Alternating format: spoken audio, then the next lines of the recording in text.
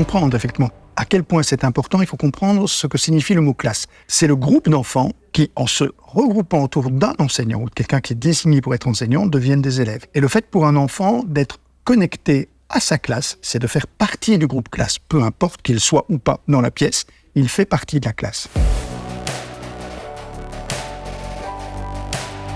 Lorsque vous devez faire face seul à l'adversité, c'est plus difficile que lorsqu'on est dans un groupe. Et notamment dans des situations d'apprentissage. Le fait de pouvoir apprendre ensemble, de pouvoir se sentir connecté aux autres, qui, en même temps que nous, deviennent des élèves et donc participent à un développement qui se réalise en commun, ça permet effectivement de sentir que le développement personnel, il a un sens par rapport à un collectif qui est justement cette classe dans laquelle on apprend à grandir ensemble. La quête de lien, la quête de sens, c'est ce qui va alimenter le processus de résilience.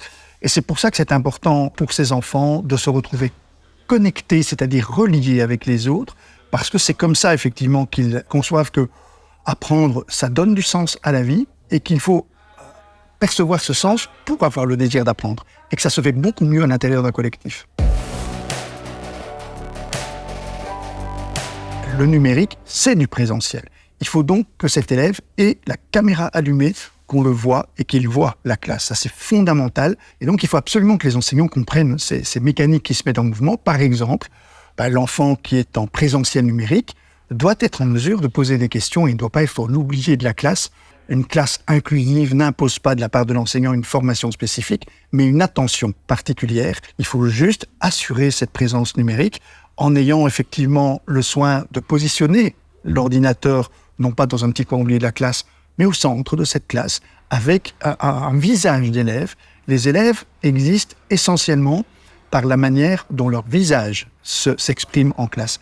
Et il faut savoir que dans la tête d'un enseignant, c'est ce qui rend d'ailleurs la fonction d'un enseignant terriblement fatigante, c'est qu'il y a une partie de son cerveau qui est mobilisée pour repérer à l'intérieur de sa classe les signaux d'attention, d'inattention, d'attention flottante, etc.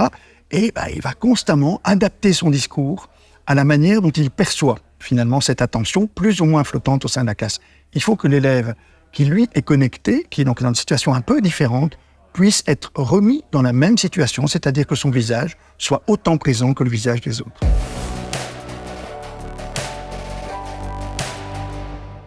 On va devoir s'interroger un peu plus sur la façon dont cet élève-là, mis en situation un peu particulière, reçoit l'enseignement, s'autorise à poser des questions quand il ne comprend pas, permet à l'enseignant de réaliser les remédiations. Et cet enfant-là, mis en situation particulière, finalement, c'est un très beau test pour l'enseignant, parce que ça lui permet de vérifier si tout le monde, mais vraiment tout le monde, reçoit son enseignement de manière individuelle et singulière.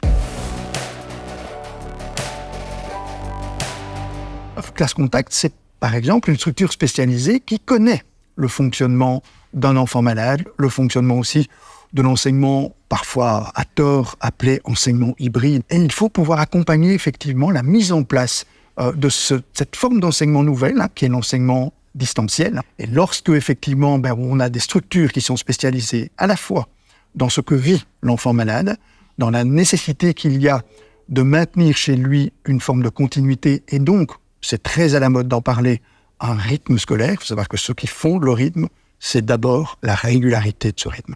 Et donc, il faut assurer une régularité. Là, vous avez une structure qui permet de concevoir cette régularité, comment elle est possible par rapport à l'enfant qui est mis à distance de l'école par la maladie. Et l'autre aspect, c'est aussi de dire attention, il y a des supports, qui sont notamment les supports numériques, qui permettent à un moment donné de réaliser une pédagogie très efficace lorsque cette pédagogie est accompagnée. Et ça fait partie effectivement des missions de Classe Contact.